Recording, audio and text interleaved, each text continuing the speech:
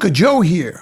Last January at the III Bellota Com, I met many Spanish wargame designers and publishers, and I had the pleasure of meeting Pedro Iñaki Martínez, the owner of Juegos Anboto.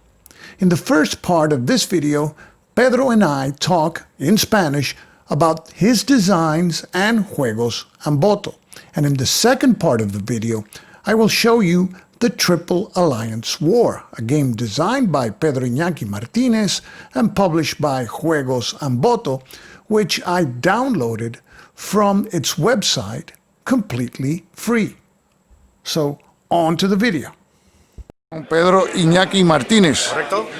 Estamos viendo sus diseños, que tú me informas que están disponibles, la mayoría de ellos, online. Eso es. Hay una página web que se llama, bueno, que se busca Juegos Anboto, que lo ponen aquí, Juegos Anboto, pues uno los puede bajar libremente, Sí. solo poner que son juegos en copyleft, porque si alguno quiere que lo imprima tranquilamente y lo puede jugar. Okay. Esto sería lo que llaman el print and play. Print and play. Es más, como a alguno se le ocurra publicarlo y editarlo él, yo le compro una unidad, no tengo ningún problema. Sí, son juegos que desarrollo porque me gusta hacerlo y me gustaría verlos luego por ahí. ¿Y cuáles los juegos que tienes ahora mismo? Este Euskadi es uno que está disponible. Uno sobre la guerra civil en el País Vasco, Sí. que es un área bastante pequeñita de la geografía española, pero donde hubieron grandes batallas. Sí. Y, bueno, pues como es donde vivo yo, pues quería reflejarlo. Ah, la guerra civil, exacto, pero en el País Vasco. Muy La bien. guerra civil en el País Vasco, donde bueno, se puede ver que hay unidades de Sí. vascas, santanderinas, asturias de la CNT, republicanas y por otro lado nacionales, Sí, tiene franquistas, los requetés. requetes, etcétera. Sí. Se juega en el área del País Vasco y el objetivo es conquistarlo, lógicamente.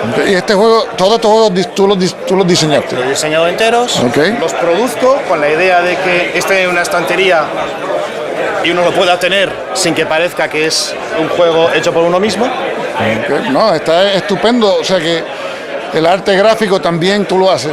Sí, todo es mío.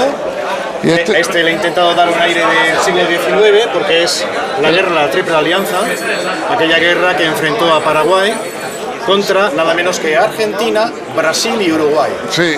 Ojo. Todo esto acabó, según aparece en distintos medios, con el 98% de la población masculina de Paraguay desaparecida. Y el Paraguay, el emperador era López, de apellido, No ¿no? era emperador, era presidente. Presidente. También le llamaban dictador. Ah, dictador. Depende a quién le preguntes. Sí. Pero bueno, Paraguay luchó literalmente hasta el último hombre. Sí, ¿no? Fue- La última escena de esa guerra es el presidente de Paraguay acorralado contra un árbol, pegándose un tiro, mientras las tropas brasileñas se abalanzan sobre él. Es una cosa impresionante. Aquí, Y bueno, este juego refleja esto.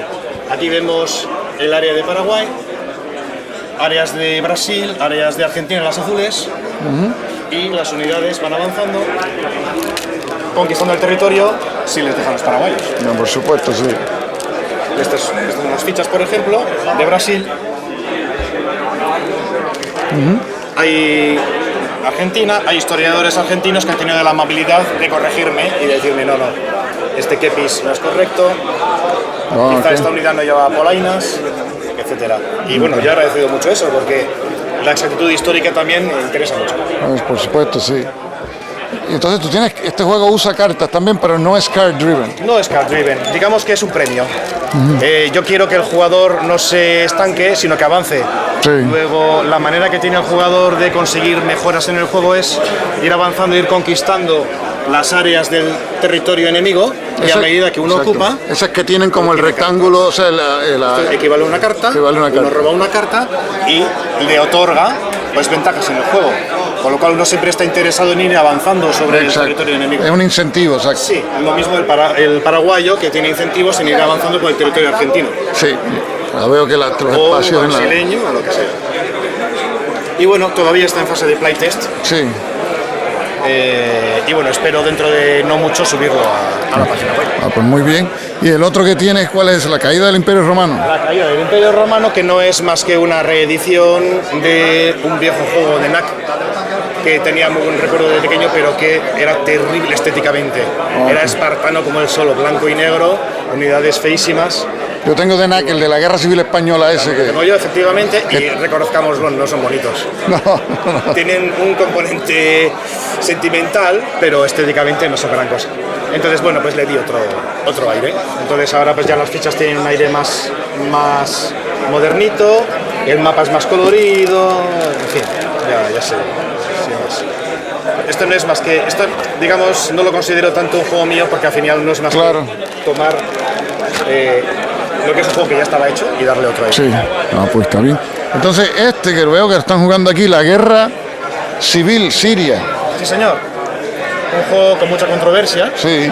para mi desgracia, porque hay gente que no le gusta la temática, y lo entiendo, ¿eh? Yo lo entiendo perfectamente. Entiendo que no les guste porque es una cosa que vemos en las noticias. Está muy bien reciente, ¿no? Pero el objetivo del juego no es más que reflejar lo diversa que es la guerra civil, y además quería afrontar el reto de crear un juego sobre un wargame de 4 bandos. ¿Era jugable un wargame de 4 bandos? Parecía que no, pero al final aquí han echado una partida a unos compañeros. ¿Cuáles son los bandos aquí, los verdes aquí? ¿Quiénes son? Tenemos al gobierno sirio, Sí. los rojos. El gobierno Tenemos sirio, a los rebeldes, son los verdes. los rebeldes, los verdes. Entonces las unidades se representan por cartas Con cartas. que muestran cada una de las facciones, Sí. porque lo que quiero enseñar con este juego es que no es una estructura monolítica, que dentro de los rebeldes están Failak al-Baham, que no tengo ni idea, que significa Legión al-Rahman, y que tienen unos intereses propios y que pelean pues por lo que les interesa a ellos. Por otro lado están ISIS, los malvados de ISIS, son los barbudos y gente que da bastante miedo. Y por último, los kurdos, que también defienden su territorio. Y tenemos aquí a los valientes kurdos luchando por su vida, con cada una de sus. O sea, aquí hay 2 bandos, 4, o sea, es todos contra todos. Vea, rayos. Es lo realmente divertido del juego. ¿Y cómo se gana? ¿Con puntos de victoria? Controlando. Este juego también viene a representar que esta guerra no se puede ganar. Esta guerra, cuando se decide que se acaba, puede ser al turno 5 si es el juego corto, turno 8 cuando es el juego largo. Sí.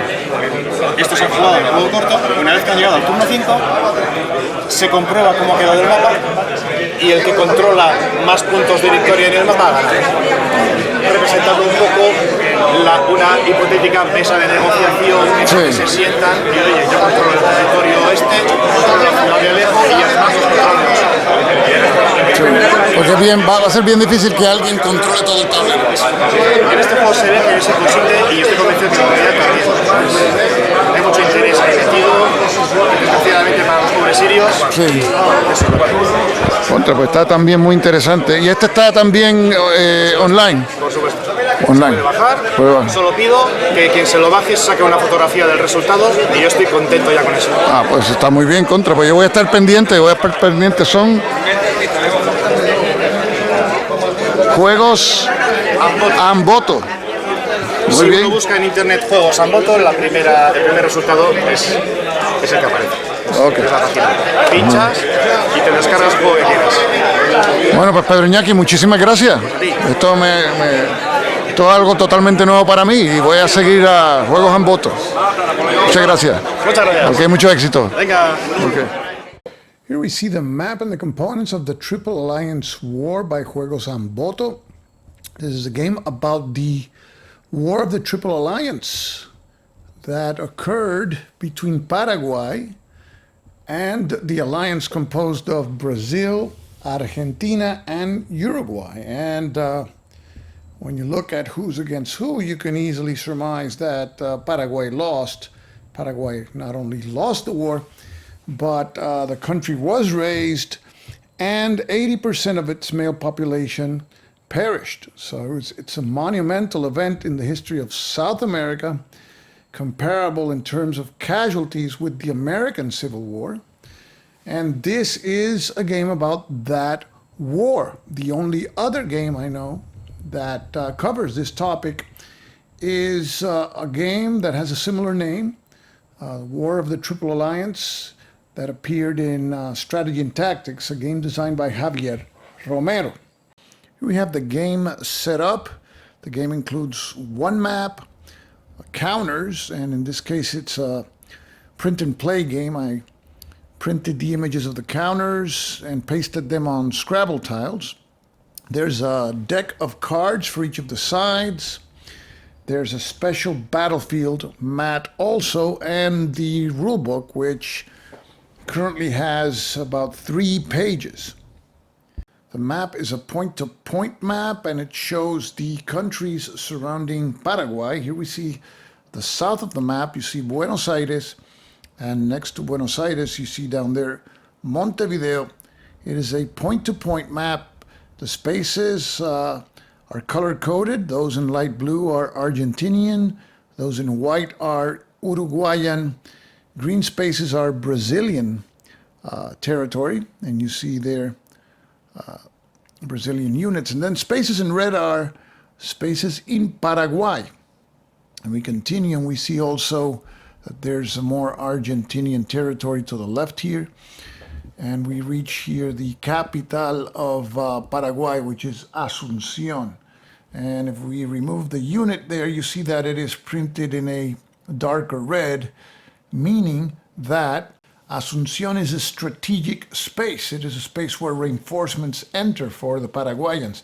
And you see there that the space that it's worth 5 victory points if captured by the Alliance.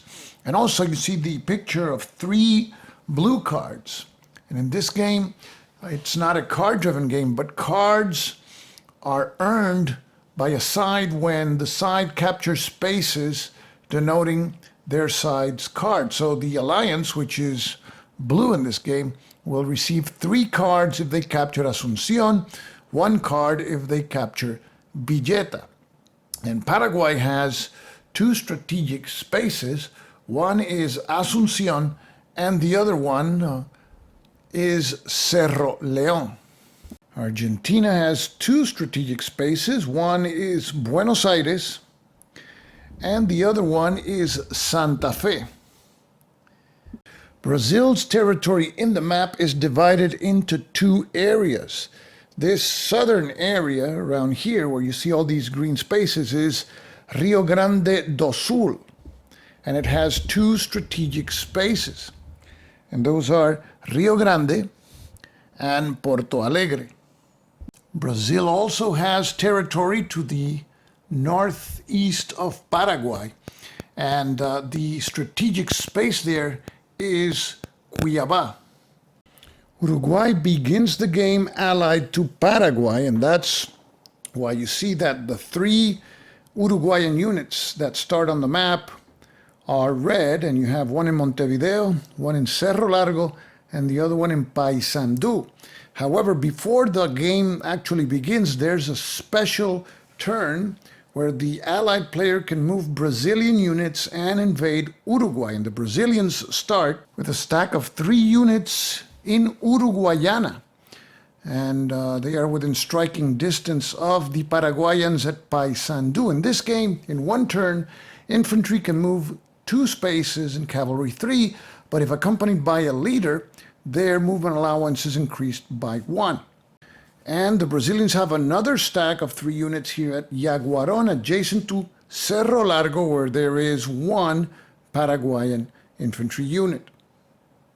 Now in this game, as we stated, infantry units can move 2 and cavalry 3 spaces in one turn, but they cannot enter an enemy space unless they are accompanied by a leader, and each side has 3 leaders in the game. The Alliance side has Osorio, Decaxias, and Mitre, while the Paraguayans have Solano López, Estagarribia, and Caballero. Victory conditions. In this game, if Solano López is captured, he is eliminated, and this gives the Allies a victory.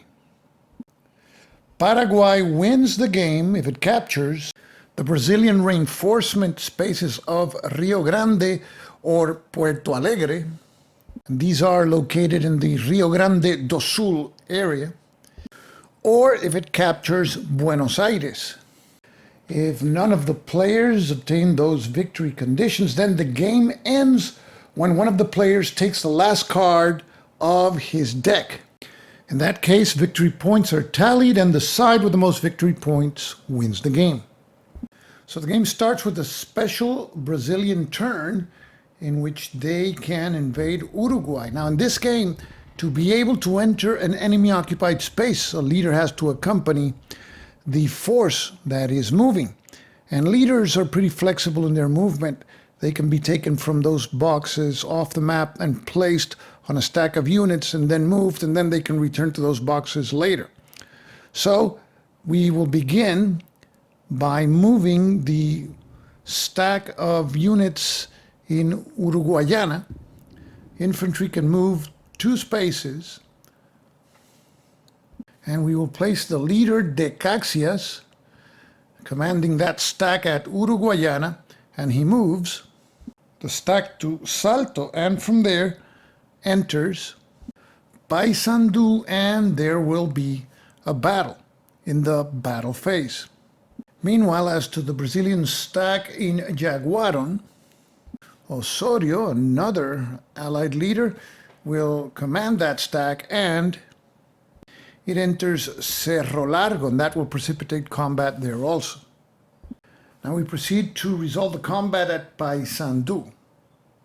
Notice that the Brazilians entered Paysandú via this road, which is better for the attacking force than entering through a major river or a minor river as signified by this blue line. So first the defender places his units in these boxes, starting with the number 1 box. There's only 1 unit, so it goes in the number 1 box. Now the Brazilians place their units starting with the number 1 box, and the unit that will be in that box will actually be firing at the Uruguayan unit, but excess units can also fire. So here we see all Brazilian units have been placed, and the combat round begins by the Brazilians firing, and the first or leftmost unit rolls 1 die and will produce a hit if it rolls 3 or less. The roll is a 4, that's a miss. Excess units can fire at any opposing unit, so now the second unit will fire, and it needs 2 or less. And it rolls a 6, and it also misses. Finally, the third unit rolls, and it needs 1 or 2. This time the result is a 2, so it hits the Uruguayan unit, which we flip to its reduced side. So now to the Uruguayan unit first round, and the Uruguayans will fire at that 3 strength unit. They need a 1. The roll is a 5, and that's a miss. Now after the first round, each player can decide to stay and fire or retreat. So the Brazilians decide to stay, so they roll for the first unit. It rolls a 2, and that eliminates the Uruguayan unit. We had the first battle at Paysandú, and the Brazilians win. Notice that Paysandú has a blue card symbol. That means that the allied player draws a card, and that card is Naval Battle at Paraguay River. If used for an event, this means that an allied attack at a main river space on Paraguay River denies a defender's advantage. And even if it's not used for its event, this card will provide the allied player with 1 victory point, which we score now. And we place the allied victory point marker on the number 1 box of the victory point track. We also place allied control markers here in Salto, as well as Paysandú. Now we resolve the battle at Cerro Largo. Paraguayans placed their unit in the number 1 box, and the Brazilians decided to place this 2 strength unit in the number 1 box. So that unit fires first. We roll 1d6, and that unit misses. We roll for the next unit, a 6, and it also misses. And the third unit rolls a 5 and also misses. Now the Paraguayans roll against the 2 strength unit, and they also miss. And that's the end of the first round. The Brazilians stay, and we roll with the leftmost unit, and that scores a hit. The Paraguayan unit is reduced. Now we roll with the second Brazilian unit. A 5, that's a miss. And now we roll with the third Brazilian unit, and in the nick of time, a 2, that's a hit, which eliminates the reduced Uruguayan unit. So we place an allied control marker in Cerro Largo, and that ends the Brazilian portion of the special turn. The Uruguayans have a turn also, in which they can move, but having only one unit left in Montevideo, which is worth 2 cards for the allies, they will stay put and see if their Paraguayan allies can come up with something that will save them. So now the first turn of the game starts with the Paraguayan side going first and then the allied side. The first phase of a turn is transport, and it refers to transporting units through the river or sea. In this particular case, you see here, for example, the enormous Paraguayan stack here in Itapiru. If the Paraguayans would control this space, San Cosme and, for example, Itatí, they could move their units up to Laureles, and then during the movement phase, they could move them again. So this is like a type of strategic movement using waterways. However, at this time, San Cosme is controlled by the Argentinians, so they cannot use that type of movement now.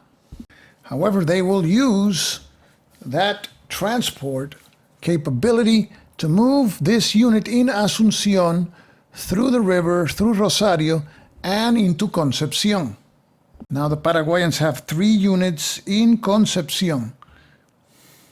The next phase is the movement phase. As stated before, infantry can move 2 spaces, cavalry 3, and if accompanied by a leader, movement factors are increased by 1.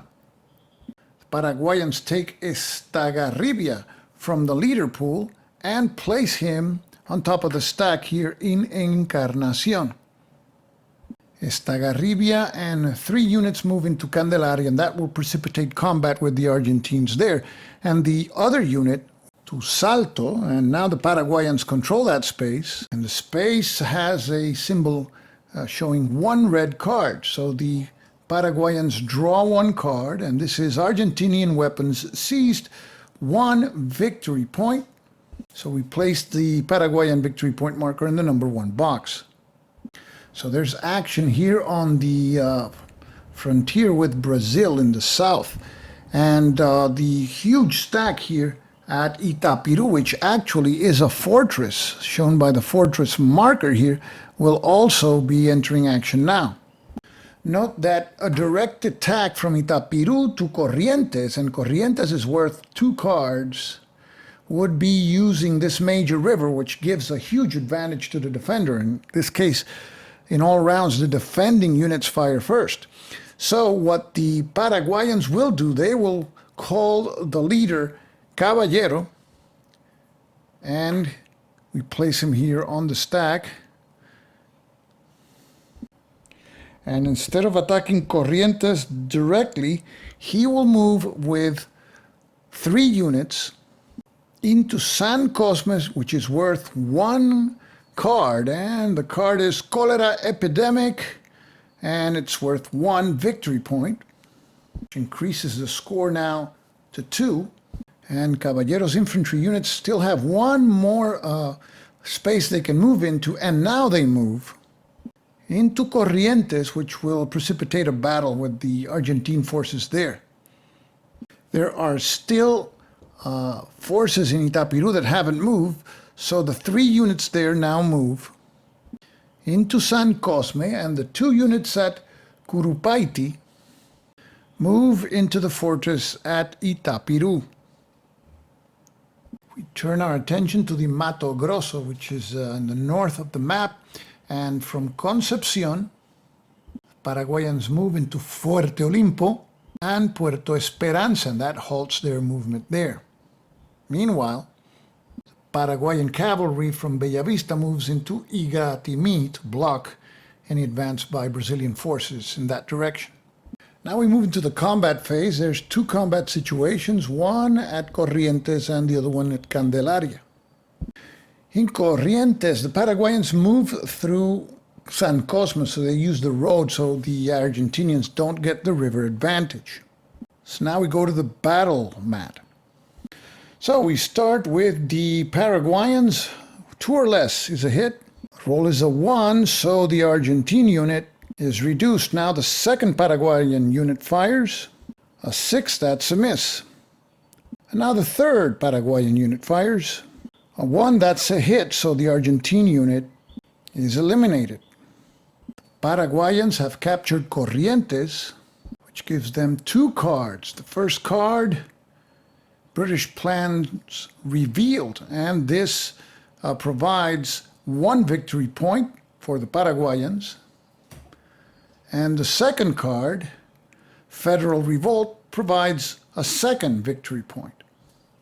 So now the victory point marker goes to the number 4 box. Now to the battle at Candelaria. And in this case, the forces of the Paraguayans move from Encarnacion into Candelaria through this river, major river connection, which gives an advantage to the defenders. And you may say, but Joe, why didn't you move first to Salto and then to Candelaria? Well, I wanted to show you an example of the impact of that river on defense. So we place the units on their corresponding boxes, and we place this marker as a reminder that the attack is through a major river. Place a marker here to remind us that the attack was through a major river. And we read here this paragraph, which is the same as here. The attack through river allows the defender to shoot first the first 2 rounds of battle. That's if it's a normal river or a regular river. But attack through a main river space allows the defender to shoot first all rounds of battle. So the Argentines will be firing first, but they only have 1 unit, so we roll 1d6 and they need 2 or less for a hit. The roll is a 1, so they score a hit, and the Paraguayan unit on the number 1 box is flipped to its reduced side. Now, it's the Paraguayan's turn to fire back, and we start with that unit that received the hit. He needs a 1. A 4, that's a miss. The next unit also rolled a 4, and that's a miss. Now we roll for the last unit. The roll is a 2, so that's a hit. And the Argentine unit is flipped to its reduced side. Now we would go to round 2. Now the Argentinians can decide whether to stay or retreat, and discretion is the better part of valor here. So the Argentines can retreat, and it has to be to a friendly space. So connected to Candelaria, the only friendly space is this Brazilian space, San Nicolas. So the Argentines retreat into San Nicolas, and the Paraguayans occupy Candelaria, which is worth 1 card. So we flip a red card, and it's desertion of slaves, and the Paraguayans get 1 more victory point. Now the victory point score goes up to 5. Notice that the Paraguayans have 5 cards in their hands, and they will be able to select 1 for an effect during the next turn. And that's going to be a decision that will be made later on. But for now, 5 victory points, 5 cards flipped. Now the last phase for the Paraguayans is reinforcements and cards. The Paraguayan player receives 1 unit per reinforcement space. That is Asunción and Cerro León, which are, of course, still under Paraguayan control. The Paraguayans will place 1 2-strength cavalry unit in Asunción and the other one in Cerro León. Now for the card segment, the Paraguayans draw 1 card, Brazilian federal legislation, that's 1 victory point, which brings their total to 6. Paraguayans must select 1 card, and that card's effect will last the whole next turn. The other cards will go to the discard pile, and it will be this card. Cholera. The allied player must flip 3 allied units in a single stack next turn. So we place that card in the card in use space for the next turn, and the remaining cards go into the discard pile. We'll place them face up. So now we start with the allied turn, and they have to lose 3 units that must be flipped to the reduced side because of the cholera event, and they will pick 3 units here from Osorio's column. Osorio has 3, so all 3 are flipped to their reduced sides. The situation is that the 2 Brazilian stacks that were going to converge on Montevideo now suddenly have a threat in the form of Caballeros' Paraguayan column, which is at Corrientes. So what the allied player will do, he will not transport any units over rivers, and we go to the movement phase.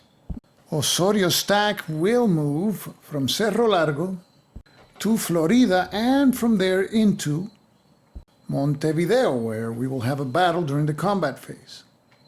Meanwhile, Decaxia's stack, which is at Paysandú, will move into Yatay, which is in Argentina, and because there's a leader, the stack will have one additional movement point. They are all infantry units, so they can move up to 3 areas. They've moved 1. The second area moved to is San Roque, and they can still move 1 space. They move into Riachuelo, and the Argentine cavalry at Goya will also move there. So the Allies have a 4-unit stack with an 8 strength point strength there in Riachuelo facing Caballero. Mato Grosso region, the infantry unit at Cuiabá will move to Corumba and will stop there.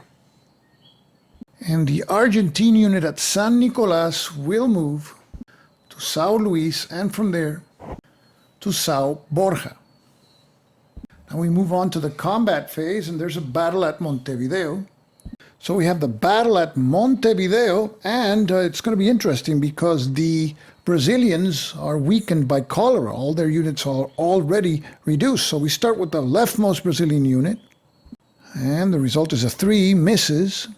The second Brazilian unit rolls a 4 and also misses. And luckily for the Brazilians, the last Brazilian unit scores a hit, and that eliminates the defending Uruguayan unit. So the Brazilians have captured Montevideo. That causes also Uruguay now to switch sides in the war, and the Allies receive 2 cards.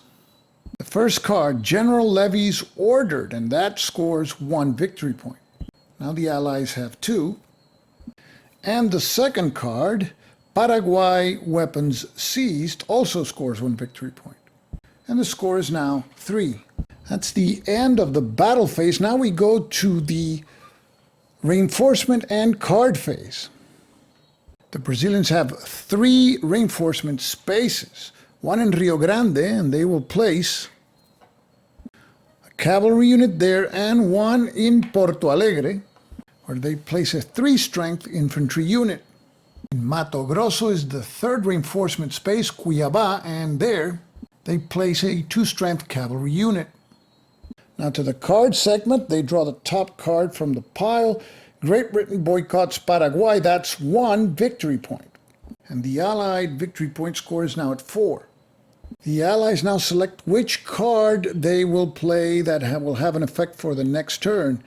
And it will be General Levy's Ordered, and that will place 2 Argentinian units with a strength of 2 in Buenos Aires. So we place this card here in card in use, and the other cards go to the discard pile. So now we go to the Paraguayan turn, and first we place the 2 Argentine units here in Buenos Aires. So those units during the transport phase of the Allied turn could move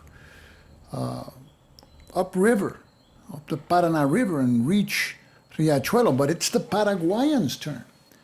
And now Caballero has a big problem, because does he allow the Caxias to strengthen with those Argentine units that will be receiving? Or does he attack? And the attack is not very promising because it is through a major river. So Caballero will be moving his units to San Cosme to pick up the Paraguayan units there, returning to Corrientes, and from there moving into Riachuelo, where we will have a huge battle. Meanwhile, Estagarribia moves from Candelaria into San Nicolás, and from there into San Luis, and the third movement point that is provided because a leader is moving with the force is used to move into São Borja. And there's a battle that will be resolved there. And we resolve first the battle for São Borja. Notice that Estagarribio's force moved through a minor river before reaching São Borja. So we place this marker to remind us that the attack through the river allows the defender to shoot first the first 2 rounds of battle. So the Argentinians roll first and they need 1s. A 6 and that's a miss.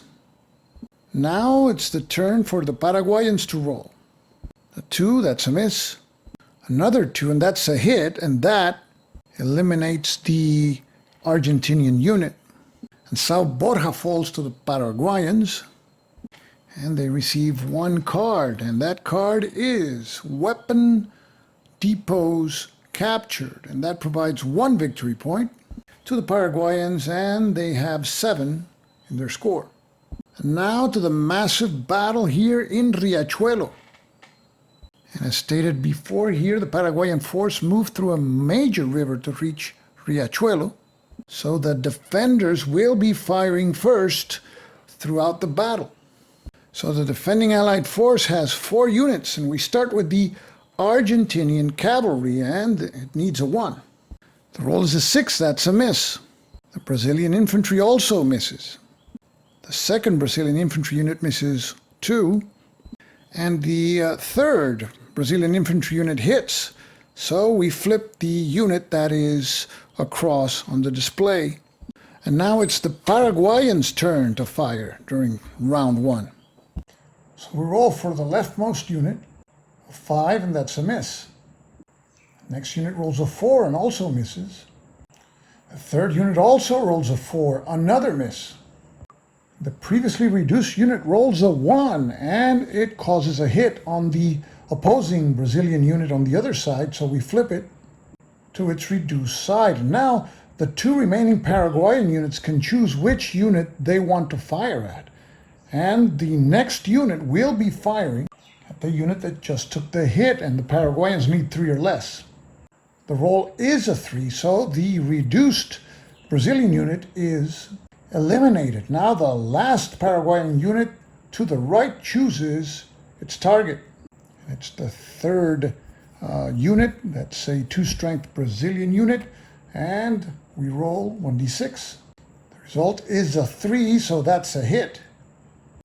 And the Brazilian unit is inverted, so the Brazilians took some hits, lost 1 unit. The Paraguayans only took 1 hit.